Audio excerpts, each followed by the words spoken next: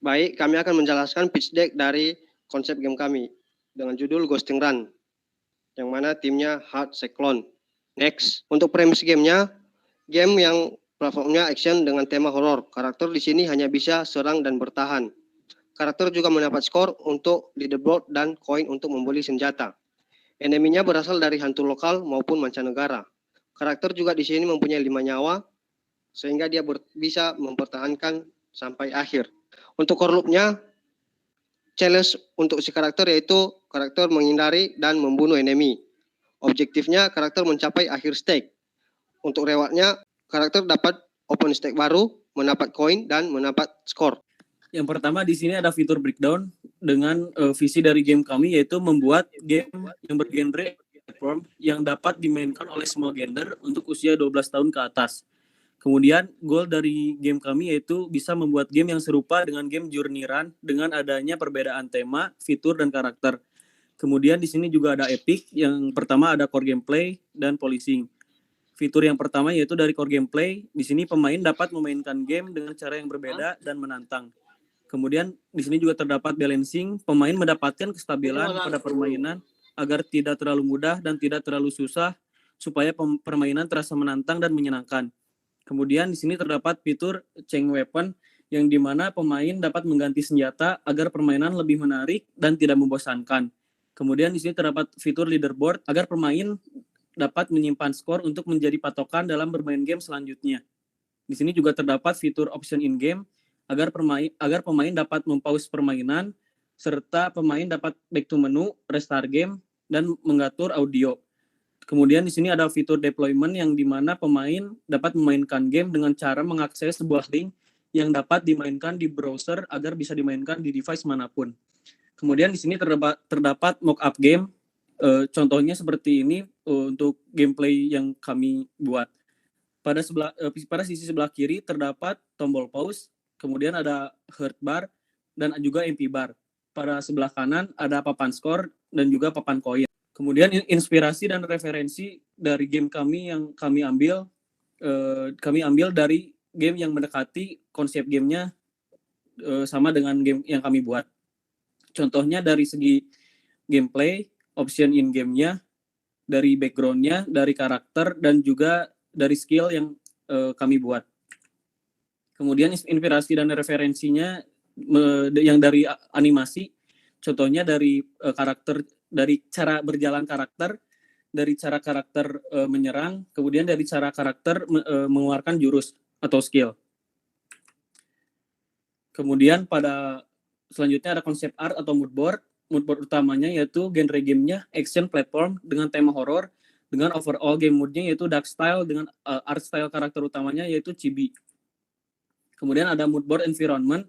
Di sini kami mengambil beberapa background yang ikonik dari berbagai negara untuk dipasangkan atau diberikan di background gameplay kami. Contohnya seperti ini, serta ada juga plate warna yang kami gunakan, contohnya seperti ini. Untuk mood board karakternya yaitu kami mengambil beberapa referensi dari game yang lain dengan art style-nya yaitu chibi. Ini merupakan overall development plan yang dibuat di mana tim akan mampu bekerja sesuai development plan selama 8 minggu dari mulai ideation, pre-production, production, user acceptance test, dan release. Untuk tim member, kami beranggotakan 9 orang yang dimana ada Yayang sebagai game production, Fahmi sebagai game programming, Rizaldi sebagai 2D art, Muhammad Reski sebagai 2D art, Robert sebagai game programming, Nopiana sebagai 2D art, Ipan Papian sebagai game design, Pipi sebagai product management, dan Ripki sebagai game tester. Selanjutnya ada primary audience atau user persona. Di sini contoh dari user persona yang dimana kita memberikan kuesioner, kemudian para pengisi akan mengisi seperti usia, jenis kelamin, pekerjaan, status, lokasi, dan penghasilan. Kemudian juga di sini terdapat motivasi para pengisi kuesioner untuk memainkan game kita, serta pengetahuan informasi game yang didapatkan atau yang para pengisi punya. Kemudian juga ada dari genre yang para pengisi kuesioner yang disukai. Selanjutnya juga sama ya seperti tadi, yang dimana user personanya yaitu ada usia, jenis kelamin, pekerjaan, status, lokasi, dan penghasilan. Kemudian ada motivasi dari para pengisi kuesioner serta informasi game yang diketahui oleh para pengisi kuesioner. Untuk produk kompetisinya, kami di sini telah menyurvei beberapa genre game yang sama dengan genre game kami. Kita dapat melihatnya dari tabel di atas. Di sini kami berpatokan dari genre ini agar kedepannya kami dapat bersaing dengan beberapa game-game yang ada di sini. Sehingga kedepannya kami bisa menjadi lebih baik. Kemudian dari hasil survei user persona, kami mendapatkan 2 permasalahan yang mana kami dapat menjadikannya sebagai variabel nanti untuk diagram kuadran. Di sini pemain tidak menyukai yang game sekali jalan, bahkan mereka lebih suka game yang berkonsep level. Kemudian yang keduanya, pemain tidak menyukai karakter yang mudah mati dan tidak terdapat checkpointnya. Hasil lengkapnya bisa kita lihat dari diagram kuadran di samping. Selanjutnya ada Propen Better New, yang dimana propennya mekanik karakter bergerak otomatis tanpa kontrol. Hanya attack menggunakan pedang dan defense menggunakan side, bertahan sampai akhir stage dan melanjutkan ke stage selanjutnya.